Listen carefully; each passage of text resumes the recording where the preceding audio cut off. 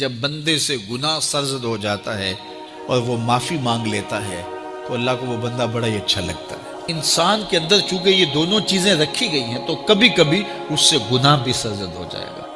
نیکی اس کی عقل، اس کا فہم، اس کا ادراک، شریعت کی رہنمائی، انبیاء کی تعلیمات اسے بتائیں گی کہ وہ نیکی کے راہ پہ چلے، لیکن کبھی کبھی بائیں سمجھ سے جو خواہشات اور آرزو ہے وہ بھی اس کو گھیر لیں گے اور اچانک اس سے کبھی کوئی گناہ بھی ہو جائے گا۔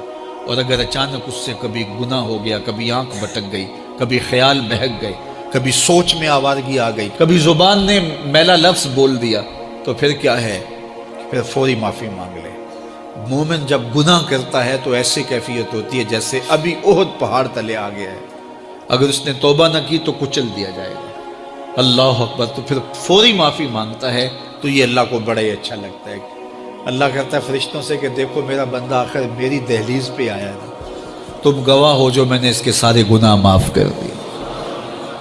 تو گناہ کے بعد جو شرمندگی ہے، دیکھیے ایک اور جملہ کہتا ہوں، نیکی کرنے کے بعد جو تکبر پیدا ہوتا ہے، میں بڑی نیکی کر لی ہے، اور باقیوں کو بندہ حقیر سمجھنے لگتا ہے، اور اس سے کوئی غلطی سرزد ہو جائے اس کے بعد شرمندگی ہوتی ہے اور اپنے آپ کو چھوٹا سمجھنے لگتا ہے اور اللہ سے معافی مانگتا ہے، تو اس نیکی کرنے کے بعد وہ جو آپ کے اندر تکبر اور رعونت اور عجب پیدا ہوا، اس سے کہیں بہتر ہے کہ آپ سے اگر کوئی خطا سرزد ہوئی تھی تو اس سے آپ کے اندر عجز اور توبہ کا جذبہ پیدا ہو۔ اور اللہ کو یہ بڑا پسند ہے کہ کوئی بندہ، چونکہ ممکن ہی نہیں ہے کہ جب انسان ہے اس کے اندر یہ خواہشات رکھی ہیں تو کبھی اس سے، یہ انبیاء کی ذوات ہیں جو پاک ہیں، باقی کبھی کچھ خطا سرزد ہو جائے گی، اس سے معذرت کر لیں۔ آپ نے نام سنا ہوگا ایاس کا، محمود غزنوی کا بڑا محبوب وزیر تھا اور بہت زیادہ بادشاہ اس سے محبت کرتا تھا، تو آیان سلطنت جلتے تھے، تو بادشاہ گاہے گاہے کوئی ایسا منظر ان کو دکھلاتا کہ اس سے میں خاص پیار کیوں کرتا ہوں۔ ایک دن بادشاہ کے ہاتھ میں موتیوں کی بھری ڈبیا تھی اور محل کے اندر یہ ایک حوض تھا، تالاب تھا، تو اس کے اندر اس نے وہ سارے موتی پھینک دیے۔ شفاف پانی اور نیچے فرش پہ پڑے ہوئے موتی نظر آ رہے ہیں، تو اس نے ایک وزیر کو کہا کہ یہ موتی نکال کے لاؤ، اور سنو اپنا لباس اور اپنا بدن نہیں بھیگنے دینا۔ تو سب نے کہا یہ کیسے ہوگا کہ موتی بھی تہ سے نکال کے لائیں اور بدن بھی اور کپڑے بھی نہ بھیگیں؟ تو دوسرے کو کہا، اس نے بھی کہا حضرت یہ کیسے ہوگا، یہ شرط ہٹائیں تو پھر میں نکال کے لاؤں۔ جب بات آئی ایاز کی تو ایاز نے فوراً چھلانگ لگا دی، موتی پکڑے، ڈھونڈے، ہتھیلی میں لیے اور کانپتے ہوئے بدن کے ساتھ بادشاہ کے سامنے پیش ہوا۔ حضور یہ لے لیجئے۔ بادشاہ غصے میں تھا کہ میں نے کہا تھا لباس اور کپڑے بھیگنے نہیں چاہیے، تیرے بدن سے پانی نچڑ رہا ہے، تیرے لباس سے پانی نچڑ رہا ہے، یہ کیا؟ تو ایاز نے ہاتھ باندھ کے کہا بادشاہ سلامت، آپ کے دو حکم تھے، ایک حکم یہ تھا کہ موتی نکال کے لانے، دوسرا حکم یہ تھا کہ کپڑے اور بدن بھیگنا نہیں چاہیے۔ ایک کام میں نے کر دیا ہے، دوسری غلطی ہو گئی ہے، معافی چاہتا ہوں۔ تو کہا وزیرو یہ ہے خوبی اس کی، تم نے کہا ہم کیسے نکال کے لائیں، اس تالاب میں اتریں گے تو بدن تو بھیگے گا ہی بھیگے گا۔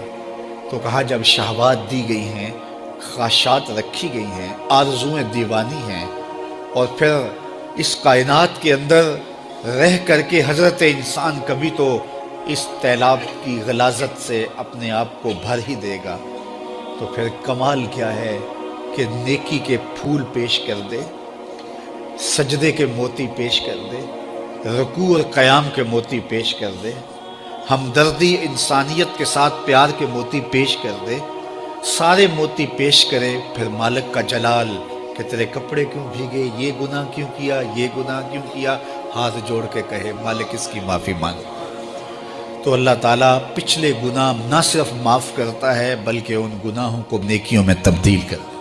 وہ ایک فقیر بادشاہ کے دربار میں جا نکلا نا، تو کہا کہ بادشاہ یہ تخت و تاج کیا ہوتے ہیں، اس کی کوئی قیمت نہیں ہے۔ تو بادشاہ ہنس کے کہنے لگا اس فقیر کو باہر نکالو، اسے کیا پتہ ہے کہ تخت و تاج کیا ہوتے ہیں، اس کی لذت کیا ہوتی ہے، جب خدام کھڑے ہوتے ہیں، استقبال کر رہے ہوتے ہیں، جب تخت پہ بیٹھے اور ساری رعایا نیچے بیٹھی ہوتی ہے۔ اس نے کہا نکالو فقیر کو، اس کو کیا پتہ۔ بادشاہ ایک دن شکار کرنے گیا تو وہاں اس کا گھوڑا جو ہے وہ سرکش ہو گیا اور ایسی جگہ پہ لے گیا کہ جہاں نہ پانی تھا اور نہ کوئی اور چیز. بادشاہ وہاں ہانپ رہا ہے کہ وہی فقیر مشکیزہ ڈالے ہوئے گزرا اور آواز دے رہا ہے پانی لے لو پانی لے لو. بادشاہ کی تو موت واقع ہونے والی تھی, آخری ہچکیاں تھی, تو اس نے آواز دی پانی. تو اس فقیر نے کہا کہ ہاں تمہارے پاس ہے کوئی قیمت پانی دینے کی؟ اس نے کہا میں بادشاہ ہوں اس ملک کا. اس نے کہا ہوتے ہوگے, مجھے غرض نہیں ہے, میں تو بیچتا ہوں پانی. اس نے کہا بابا میں بادشاہ ہوں, جو مانگو گے میں دوں گا, مجھے پانی دو, میں مر رہا ہوں. اس فقیر نے کہا آدھی حکومت لگے گی. اس نے کہا آدھی لے لینا, مجھے پانی تو دو, کیونکہ مر گیا تو ساری جائے گی. اس نے پانی کا گھونٹ دیا, پیاس کی شدت تھی, جب پانی کا کٹورا اس نے منہ سے لگایا تو پانی حلق میں اٹک گیا. اب پھر دوبارہ مصیبت بن گئی. تو اس فقیر نے کہا کہ میں حکیم بھی ہوں, اگر کہو تو تمہارا علاج کر دوں. اس نے کہا ضرور کرو, لیکن اس نے کہا میں یوں ہی نہیں کروں گا, آدھی باقی حکومت بھی لگے گی, وہ بھی لکھ دو. اس نے چمڑے کے اوپر لکھوا لیا, ساری حکومت لکھوا لی, اور اس نے اس کا علاج کیا فوری. جو اس کے پاس ٹوٹکا ٹونا تھا تو اس کا پانی حلق سے نیچے اتر گیا. بادشاہ گھوڑے پہ بیٹھا واپس آیا, وقت گزر گیا, عرصہ بیت گیا. بادشاہ پھر تخت پہ بیٹھا تھا, وہی فقیر بھیس بدل کے دوبارہ آ گیا. پھر اس نے نصیحت کی کہ آخرت کو یاد کرو, یہ دنیا کچھ نہیں ہے, 4 دن کی کہانی ہے. بادشاہ نے کہا تو میرا خیال ہے پہلے بھی کبھی آیا تھا, تو نہیں سمجھتا تخت و تاج کی لذت کیا ہے. اس نے کہا اس کی کوئی قدر و قیمت نہیں ہے, چھوڑ اسے, آخرت سب کچھ ہے. تو اس نے کہا نکالو اس فقیر بابے کو, یہ اس دن بھی آیا تھا تو آج پھر آ گیا ہے, اپنی راہ لے بابا. اس فقیر نے اپنے تھیلے سے وہ چمڑے کی دستاویز نکالی جس کے اوپر اس نے ساری حکومت لکھ کے دی تھی. اس نے کہا بادشاہ یہ ہے تیری حکومت کی قیمت, صرف 2 گھونٹ پانی, جس پر تو نازاں ہے, جس پر تجھے فخر ہے, تو قبل اس سے سورج مغرب سے طلوع ہو جائے, توبہ کا دروازہ بند ہو جائے, سانسیں اٹک کے حلق تک آ جائے, اور ہماری زندگی کا دفتر سمیٹ دیا جائے, اور پھر پچھتائیں ہائے جو چند لمحے ضائع کیے, ہائے جو زندگی برباد کی وہ کیوں برباد کی. کل کے پچھتاوے سے بہتر آج کا پچھتاوا زندگی پلٹ ہوگا. وقت پر کافی ہے ایک قطرہ بھی آب خوش ہنگام کا, جل گیا جب کھیت برسا بھی تو پھر کس کام کا. آئیے میں اور آپ اپنی زندگی کو مالک کی چوکھٹ پہ, مالک کی دہلیز پہ لے جائیں, اس کے حضور سچی توبہ کریں, رجوع لائیں, اپنے گناہوں سے معافی مانگیں. وہ کریم ایک آنسو سے سارے گناہ معاف کر دے گا. اپنی آخرت کی تیاری کریں, کاروبار